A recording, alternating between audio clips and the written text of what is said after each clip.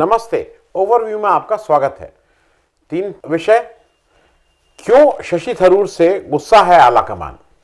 दूसरा, कोश्यारी जी के आपत्तिजनक बयान की जिम्मेदारी किसकी। और तीसरा, क्या सरदार की स्टैच्यू ऑफ यूनिटी का विधानसभा बीजेपी वापस जीत पाएगी। इन तीनों पे चर्चा करेंगे विस्तार से। उससे पहले आपसे एक अपील, हमारे चैनल को सब्सक्राइब करें, दोस्त मित्रों से कहें। अगर आपको ये लगता है कि ये चैनल आपको तथ्यात्मक न्यूज़ देता है, आपको कुछ ऐसे रिव्यूज़ देता है, तो इसको अपने दोस्त मित्रों से कहें कि इसको सब्सक्राइब करें। हो सके तो चैनल की मेंबरशिप ले लें। मेंबरशिप का मतलब कि हर महीने आपको एक छोटी रकम हमें देनी होगी। और अगर आप हर महीने का कमिटमेंट नहीं करना चाहते हैं तो वन टाइम एक मुश्त भी हमें आप आर्थिक मदद कर सकते हैं। आपकी इस आर्थिक सहायता से हमें चैनल चलाने में सहूलियत होती है। तो सबसे पहली बात, क्यों शशि थरूर से गुस्सा है आलाकमान। अब देखिए, कांग्रेस का आलाकमान कौन है ये बहुत स्पष्ट है। अब उसको कोई रिटर्न तो आलाकमान होता नहीं है, लेकिन खड़गे साहब अध्यक्ष बन गए हैं, लेकिन कहीं ना कहीं नेपथ्य में गांधी परिवार का इन्फ्लुएंस तो वहां है ही, उसको डिनाई कोई भी कुछ करे। अभी क्या हुआ कि शशि थरूर साहब ने एक 4 दिन का नॉर्थ केरला का अपना टूर ऑर्गेनाइज किया है। मतलब वो नॉर्थ केरला में, वहीं से एमपी भी हैं केरल से, वहां पे वो अलग अलग जगह एक दौरा कर रहे हैं। अच्छा, वैसे वो खुद साउथ केरल, उनका जो चुनाव क्षेत्र है वो साउथ केरल में है। अब एक चीज और समझ लें कि शशि थरूर साहब अभी बहुत इस समय न्यूज में भी थे, चर्चा में भी थे। उसका मुख्य कारण ये था कि वो कांग्रेस प्रेसिडेंट का चुनाव खड़गे साहब के अगेंस्ट लड़ रहे थे। अच्छा, अनऑफिशियली तो ये सबको पता ही था कि खड़गे साहब एक तरह से आलाकमान के या गांधी परिवार के या जो कांग्रेस के कुछ लोग उनको अधिकृत उम्मीदवार बोल रहे थे। अब अधिकृत हो अनधिकृत हो, लेकिन भाई इनको भी हक था, इन्होंने भी लड़ाई लड़ी, इन्होंने भी अपना नॉमिनेशन फाइल किया और पूरा इलेक्शन लड़े। और एक तरह से उस इलेक्शन लड़ने से ही ये कांग्रेस के खड़गे साहब के चुनाव को भी वैधता मिली है। तो इसमें कहीं कोई दो राय नहीं है। वोट कुल उसमें 9,385 9,385 पड़े, खड़गे साहब को 7,897, लेकिन शशि थरूर को भी 1,072 वोट्स पड़े, 11% से कुछ ऊपर। और इनवैलिड वोट्स भी 416 थे। तो एक तो ये समझना जरूरी है कि एक व्यक्ति जो 11% करीब वोट लेके आ रहा है, तो आप उसको बिल्कुल ये नहीं, जमानत बच गई, 10% से कम वोट पड़ने पे जमानत जब्त होती है। तो खैर, तो आप उसको ये नहीं कह सकते कि नहीं वो इररिलेवेंट है। और उसका क्या, वो इलेक्शन लड़े, सारे ऑड्स के अगेंस्ट लड़े, सारे देश में उन्होंने दौरा किया। तो सिंबॉलिक रूप में एक इलेक्शन अच्छा हुआ है। कहीं ना कहीं कांग्रेस के अंदर इंटरनल डेमोक्रेसी है, इस बात पे मोहर लगी। तो मुझे तो ऐसा लगता है कि इलेक्शन लड़के उन्होंने कांग्रेस का और इसका भला ही किया। फिर जब इलेक्शन हो गया तो उन्होंने एक सहृदयता दिखाते हुए एक और जो होना भी चाहिए था, वो खड़गे साहब को उन्होंने मुबारकबाद दी, उनके पास गए, उनको व्यक्तिगत रूप से जाके कहा कि भाई आप जैसे चाहिए मैं आई एम अवेलेबल, आप कांग्रेस में कहीं पे भी अगर मुझे कोई जिम्मेदारी देंगे तो मैं उपलब्ध हूं। लेकिन उसके बाद का जो हुआ है वो, मतलब वो, मुझे बार बार मैं ये चीज कहता हूं, वो लार्ज हार्टेड नहीं है। वो कांग्रेस को अगर वापस आना है गेम में और अगर अपने संगठन को ठीक करना है तो उसके लिए ये जरूरी है कि वो थोड़ा खुला मन दिखाए। खड़गे साहब ने एक 47 सदस्यों की एक स्टीयरिंग कमेटी बनाई। अब वो स्टीयरिंग कमेटी सबसे पावरफुल है, मतलब after president that is the steering committee जो सारे निर्णय लेगी। उसमें उन्होंने शशि थरूर को नहीं रखा। अब फॉर ऑल प्रैक्टिकल पर्पसेस, अगर कोई प्रेसिडेंट का इलेक्शन लड़ा है और उसका रनर अप है, उसको 11% वोट मिले हैं, तो आप उसको ये नहीं कह सकते कि वो इररिलेवेंट है। 47, अगर ये 2 या 3 या 4 या 5 की कमेटी होती तो समझ में आता, लेकिन अगर आप 47 की कमेटी बना रहे हैं और उसमें आपके अनुसार शशि थरूर के लिए कोई जगह नहीं है, तो आप ये समझिए कि आप अपने को ही धोखा दे रहे हैं, क्योंकि आप सबको साथ लेके नहीं चल पा रहे हैं। ये तो बिल्कुल फैक्ट है। दूसरा जो मुझे ऐसा लगता है कि जो दूसरा एक काम कांग्रेस की तरफ से हुआ, जिससे शशि थरूर पढ़े लिखे हैं, विदेश में रहे हैं, आउटलुक एक दूसरा है उनका, लेकिन आहत तो कोई भी होगा। दूसरा काम जो आहत होने वाला कांग्रेस के लोगों ने किया, जो भी निर्णय ले रहे हैं इस समय, हिमाचल प्रदेश में देखिए, हर इलेक्शन में 40 लोगों की एक स्टार कैंपेनर की लिस्ट बनती है, 40 इलेक्शन कमीशन के रूल के हिसाब से। अब उस 40 में वो जनरली सब 40 जाते नहीं है, 20-25 लोग ही जाते हैं, 15-20 रहते हैं कि भाई ठीक है डाल दो इनका भी नाम। उसमें शशि थरूर का नाम नहीं था। स्टार कैंपेनर जो 40 लोगों की थी उसमें शशि थरूर हिमाचल प्रदेश में कांग्रेस के लिए स्टार कैंपेनर के लिस्ट तक में नाम नहीं था। जाने की बात तो छोड़ी दीजिए, उनसे किसी ने नहीं कहा कि वहां चल के कैंपेन कीजिए। फिर गुजरात के स्टार कैंपेनर की लिस्ट आई, उसमें भी शशि थरूर का नाम नहीं था। और उन्होंने अभी तक उनसे किसी ने नहीं कहा कि चल के गुजरात में इलेक्शन यहाँ पे कुछ कैंपेन कीजिए, क्योंकि अब शशि थरूर हिंदी भी बोलने लगे हैं ठीक से, और अच्छी ठीक हिंदी बोलते हैं। थोड़ी मतलब बहुत क्लिष्ट हो जाती है उनकी हिंदी, क्योंकि वो जैसा देखने से लगता है वो ट्रांसलेट करके बोल रहा है, मतलब मन में उनका ट्रांसलेशन, तो उनके पास वो क्लिष्ट वर्ड आते हैं, तो उनको गुजरात में भी नहीं उनको यूज किया गया। तो इसमें कौन सी दिक्कत है कि अगर वो अपने गृह प्रदेश केरल में जाके उसके एक हिस्से में दौरा कर रहे हैं, पार्टी को ही मजबूत कर रहे हैं। अब कहां पे कंट्रोवर्सी शुरू हुई, वो ये हुआ कि कोझिकोड में एक इवेंट था, और उस इवेंट था जिसका विषय था, एक मतलब चर्चा थी, संघ परिवार and the challenges for secularism. जो इस पे एक वो था, और जो मुझे लगता है कि बहुत ही रेलिवेंट था। आज कांग्रेस जिन मूल्यों के लिए खड़ी हुई है वो उस मूल्यों से संबंधित था। कोई ऐसा भी नहीं था कि कोई ऐसा उन्होंने विषय कर दिया हो जो बहुत कंट्रोवर्शियल हो। लेकिन जहां से ये न्यूज बनी, यूथ कांग्रेस ने पहले इसको ऑर्गेनाइज किया था इस इवेंट को, वो लास्ट मिनट में बैकआउट कर गए। और कुछ ऐसा हुआ कि जवाहर फाउंडेशन एक है, मतलब डायरेक्टली कांग्रेस की नहीं है, फिर उसने टेक ओवर किया, फिर उसने इस इवेंट को कराया।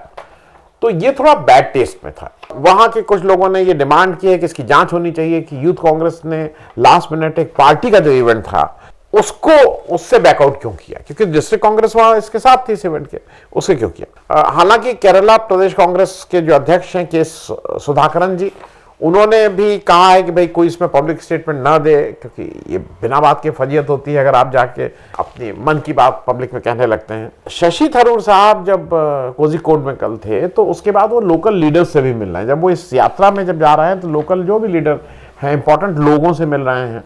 उसी के तहत उन्होंने IUML जो है, जो सहयोगी है वहाँ यूपीए का केरल में, उसके प्रेसिडेंट PK कुणाली से भी मिले। और कुणाली साहब ने कहा कि जब कांग्रेस का सेक्युलर फ्रंट है और वो लीड कर रही है, तो उन्होंने कहा कि जब कांग्रेस इस सेक्युलर फ्रंट को लीड कर रही है तो शशि थरूर उसके प्रमुख योद्धा हैं, और इसमें कहीं कोई दो राय नहीं है। अब एक चीज दो चीजें मुझे ये समझना होगा कि देखिए, शशि थरूर की एक अपना वोट बैंक कह लीजिए, अपना उनका एक प्रभाव क्षेत्र है, इसमें कहीं कोई दो राय नहीं है। ये भी लोगों को समझना होगा कि जब शशि थरूर UN छोड़ के, नौकरी छोड़ के उन्होंने निर्णय लिया कि वो हिंदुस्तान वापस आएंगे और यहाँ पे वो फुल टाइम राजनीति करेंगे, तो उनके पास ऑप्शन उस समय तीनों खुले हुए थे। वो कांग्रेस में भी उनको चाहती थी, बीजेपी भी उनको चाहती थी, कम्युनिस्ट भी उनको चाहते थे, तीनों ऑप्शन थे। लेकिन it was a well calculated वो डिसीजन कि उन्होंने कहा कि नहीं, हम कांग्रेस में ही रह के और कांग्रेस को ही ज्वाइन करेंगे और इसकी पॉलिटिक्स करेंगे। दूसरा, वो कभी भी राज्यसभा वाले रूट के लिए नहीं कांग्रेस के लिए होते। कांग्रेस की सबसे बड़ी दिक्कत है जो बड़े नेता हैं सब मुंह फुला के बैठ जाते हैं, क्योंकि कोई अपने बूते पे कोई लोकसभा जीत नहीं पा रहा है, तो अब राज्यसभा भेजो, राज्यसभा ना भेजो तो हम मुंह लटका लेंगे, मुंह फुला लेंगे, छोड़ के चले जाएंगे, इत्यादि इत्यादि। वो उस रेस में भी नहीं, वो लोकसभा अपनी जीत के आते हैं। अच्छा, मुझे एक चीज और लगती है कि जो देश के सबसे पढ़े लिखे लोग, जो स्वाभिमान, मतलब देश का राष्ट्रीय स्वाभिमान और इन सब की बात करें, उसके सबसे अग्रणी पंक्ति में खड़े होने वाले शशि थरूर है। लोग उनसे आइडेंटिफाई करते हैं, क्योंकि बहुत ही कम लीडर हैं आउटसाइड गांधी फैमिली जिनकी अपनी फॉलोइंग है। कन्हैया कुमार उसमें से आप कह सकते हैं क्या, लेकिन गांधी फैमिली के बाद मेरे ख्याल में शशि थरूर, कन्हैया कुमार, 2-3 ही लोग हैं जो अपनी फॉलोइंग भी रखते हैं। शशि थरूर ने कहा है कि भाई इसमें आप लोग बिना बात के बताएंगे ना, ये यू की बात है, यूनाइटेड कांग्रेस की मैं बात कर रहा हूं। और मुझे एक ही चीज लगता है, कांग्रेस के लिए जितनी जल्दी बुद्धि आ जाए, एक स्ट्रांग आदमी, पढ़ा लिखा आदमी, जो जिसमें तार्किक क्षमता है, जिसमें बोलने की क्षमता है, उसको अपनी मेन स्ट्रीम उसमें ले लें। अगर शशि थरूर कांग्रेस के मेन स्ट्रीम में कांग्रेस उनका इस्तेमाल करती है तो कांग्रेस का भला ही होगा, उससे क्या नुकसान होगा नहीं मालूम। लेकिन आला कमान क्यों गुस्सा है, ये तो आला कमान ही के लोग बता सकते हैं। अब आ जाए हम लोग दूसरी बात पे। राज्यपाल कोश्यारी जी के आपत्तिजनक बयान की जिम्मेदारी किसकी? कोश्यारी जी इसके लिए सिद्धहस्त हैं कि वो अजीब अजीब तरह के बयान देते हैं। अभी उन्होंने एक शिवाजी पे कंट्रोवर्शियल बयान दे दिया। देखिए, शिवाजी महाराज का जो काल है वो 1630 से 1680 तक का है, 50 साल ही, तो बहुत यंग एज में शिवाजी की मृत्यु हो गई। और एक चीज और समझ लीजिए कि जो शिवाजी का राज तिलक हुआ था वो 1674 में हुआ था, 1674। टेक्निकली वो गद्दी पे 6.5 साल थे, लेकिन उनका जो पूरा जीवन था वो एक फाइटर का था, वो एक लड़ाकू का था, वो जीवन भर लड़ते रहे। उन्होंने अपने सिद्धांतों से कोई समझौता नहीं किया, सदैव लड़ना किया। और उनकी मुश्किल परिस्थितियां थी, अभी ये समय नहीं है लेकिन आप उनकी जीवनी पढ़े, उनकी मुश्किल परिस्थितियां थी। पिता को कैसे तंग करते थे जो वहां के लोकल किंग थे, वो इत्यादि इत्यादि, बच्चे को कैसे तंग करते थे। और कहीं ना कहीं शिवाजी हमारे स्वाभिमान का प्रतीक है, इसमें कहीं कोई दो राय नहीं है। क्योंकि एक चीज समझना ये पड़ेगा कि शिवाजी ने कोई संधि की, कुछ किया, हारे जीते, लेकिन जीवन भर वो लड़ते रहे। और उनको याद किया जाता है इसलिए क्योंकि उन्होंने हार नहीं मानी और पूरे जीवन उन्होंने एक लड़ाई की। अब ये जो हमारे कोश्यारी साहब हैं, जो राज्यपाल जी हैं, इनकी दिक्कत क्या है, इनको अभी एक सावरकर साहब का कंट्रोवर्सी चल रही थी, अब इनको भी कुछ करना था क्योंकि उसका बीज पड़ गया था। सुधांशु द्विवेदी जी, मैं उनको बहुत पढ़ा लिखा वो मानता हूं। बीजेपी के कुछ लोग हैं, संवित पात्रता का तो मतलब वो पढ़े लिखे तो है नहीं, वो अजीब ढंग की अपनी वो एक करते हैं, लेकिन सुधांशु द्विवेदी जी पढ़े लिखे हैं। उन्होंने एक कंपैरिजन टीवी पे कर दिया कि सावरकर साहब और शिवाजी के बीच उन्होंने कंपैरिजन किया और ये उन्होंने कहा कि भाई सावरकर जी ने माफी मांगी तो शिवाजी ने भी 5 बार माफी मांगी थी, लिखित माफी मांगी थी, ये उनका कहना था। अब मेरे हिसाब से ये लगता है कि वो टीवी डिबेट में अपना पॉइंट स्कोर करने के लिए उनको इस तरह के, एक तो गलत उदाहरण था, ये कभी कहीं नहीं माफी मांगी गई, और 2 अलग अलग कालखंड थे। सुधांशु द्विवेदी जी के मुंह से अगर ये निकल भी गया तो मुझे ऐसा लगता है कायदे से उनको इस बात पे अपनी माफी मांग लेनी चाहिए थी या खेद जता लेना चाहिए था। लेकिन होता क्या है कि वो एक ऐसी पार्टी में है जहां का नेता, अब जो उन्होंने कह दिया वही सत्य है, वो अटल सत्य है, उसको तो वो चाहे कुछ हो जाए उसको माफी मांगने को आज तक कौन नेता है। तो उसी परंपरा के सुधांशु जी भी हैं। कोश्यारी जी ने अभी एक कार्यक्रम हुआ यूनिवर्सिटी में जहां पे नितिन गडकरी साहब और शरद पवार जी को ऑनररी डॉक्टरेट देते हुए उन्होंने एक वक्तव्य दे दिया कि शिवाजी महाराज पुराने दिनों के आइकॉन रह गए हैं, अब तो नए जो आइकॉन, जो नए हीरो महाराष्ट्र के हैं, मॉडर्न महाराष्ट्र के नए हीरो तो डॉक्टर अंबेडकर और नितिन गडकरी हैं। एक चीज और समझ लीजिए, ये बात मैं इसलिए कह रहा हूं कि ये कोश्यारी जी से ये कोई स्लिप ऑफ टंग नहीं था, क्योंकि स्लिप ऑफ टंग इसलिए नहीं था कि अभी मार्च में 2022 में उन्होंने इस तरह का एक और बयान दिया था। उन्होंने एक और बयान ये दिया था कि गुरु समर्थ के बिना, जो स्वामी, जो शिवाजी के गुरु थे, गुरु समर्थ के बिना शिवाजी क्या थे, उन्होंने क्वेश्चन ही कर दिया था, शिवाजी का कोई वही नहीं था। तो इस तरह के बयान वो बार बार शिवाजी के ऊपर देते रहे हैं और शिवाजी जी के ऊपर नहीं देते रहे हैं। उन्होंने महाराष्ट्र के ऊपर भी इस तरह के बहुत ऐसे बयान, आपत्तिजनक बयान दिए हैं।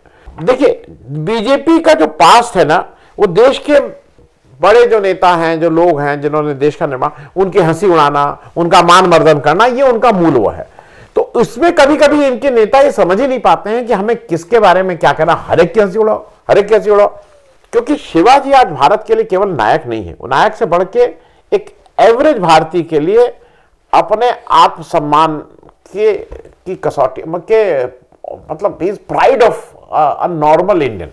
राज्यपाल का पद तो देखिए, एक चीज और समझ लीजिए, राज्यपाल जो हैं उनका जो अपॉइंटमेंट होता है वो तो केंद्र सरकार नॉमिनेट करती है, कोई इलेक्ट होके तो आते नहीं कि भाई जनता ने इलेक्ट कर दिया अब हम क्या करें ऐसे आदमी, वो तो उनको करती है। तो ऐसे में इस तरह के जो ऊल जलूल बयान होते हैं, मेरे हिसाब से उसकी पूरी जिम्मेदारी केंद्र सरकार की है। क्योंकि ये पहले भी एक बार हमने, जैसा आपको बताया ना, पहले भी एक बार महाराष्ट्र के अस्मिता पे बात कर चुके थे कि अगर यहां से गुजराती और राजस्थानी अपना पैसा निकाल लें तो ये फाइनेंशियल कैपिटल रह जाएगी। अजीब अजीब तरह की बातें ही करते रहते हैं। अब मैं एक चीज, मेरे हिसाब से जब एमएलएस का, एमपीज का एक इंडक्शन होता है, ओरिएंटेशन होता है, जब वो जीत के आते हैं खास करके, तो ये राज्यपाल जी लोगों की एक ट्रेनिंग क्यों नहीं की जाती, कुछ 2 हफ्ते, 3 हफ्ते, 1 हफ्ते, 4 दिन, कि भाई क्या क्या आप जिस स्टेट में जा रहे हैं उस स्टेट का हिस्ट्री क्या है, आपको क्या है, आपको कैसे एक्ट करना है, आपको जवान पे कितनी लगाम लगानी है, क्योंकि कम बोलिए। एक तो मुंह में ज्यादा अगर आपको बोलने की आदत है तो आप राज्यपाल के पद पे मत आइए भाई, आप एक रिस्पॉन्सिबल पद पे हैं, उसमें भी कुछ ना कुछ होना चाहिए। और सीधे सीधे ये है कि इस वाले मामले में तो केंद्र सरकार को बड़ा दिल दिखाते हुए या तो कोश्यारी जी से कहना चाहिए कि वो सार्वजनिक रूप से इस पर माफी मांगे या उनको वापस बुला लेना चाहिए, इसमें कहीं कोई दो राय नहीं। अब मैं तीसरी बात कर लूं, क्या सरदार की एकता की मूर्ति का विधानसभा बीजेपी वापस जीत पाएगी?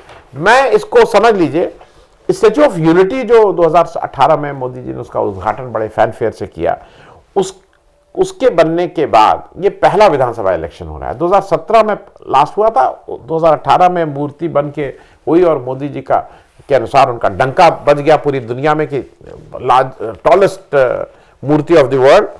ये मूर्ति नर्मदा जिले में है। नर्मदा जिले में 2 विधानसभा की सीटें आती हैं, नांदौर जो शेड्यूल्ड ट्राइबल के लिए रिजर्व है और जहां पर एक्चुअल स्टैच्यू इस समय लगी हुई है, उस जगह का नाम अब एकता नगर कर दिया गया है। दूसरी जो इस नर्मदा जिले की सीट है वो ददियापाड़ा है, ददियापाड़ा। अब उच्चारण उसमें कुछ गलती हो सकती है, मैं माफी मांगता हूं, लेकिन वो ददियापाड़ा है, वो भी शेड्यूल्ड ट्राइब के लिए रिजर्व सीट है।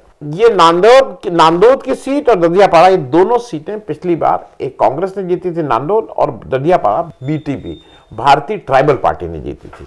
लेकिन 2012 के इलेक्शन में दोनों सीटें बीजेपी के पास थी, उनसे 2017 में दोनों सीटें वो हार गए थे। अब यहां पे 2-3 इश्यूज हैं, जैसे कॉम्पनसेशन यहां लोगों को मिला कि नहीं मिला, क्योंकि वो भी इस इलेक्शन में पता लगेगा। नौकरी मिली कि नहीं मिली, लोग जनरली खुशहाली आई कि नहीं, जैसा कहा गया था कि याद आने से बहुत खुशहाली आएगी, बहुत लोग आएंगे इत्यादि इत्यादि। यहां पे एक आज इंडियन एक्सप्रेस में इसने एक स्टोरी की है, मैं उसका लिंक लगा दे रहा हूं, उसमें कर दे रहा हूं। नटवर तांडवी जो एक है वहां के, वो उन्होंने बताया, उन्होंने जून 2020 में अपना आत्मदाह करने की कोशिश की थी, क्योंकि उनसे लैंड तो ले लिया गया था पर उसका प्रॉपर कॉम्पनसेशन उनको नहीं मिला था। ये उस स्टोरी में है।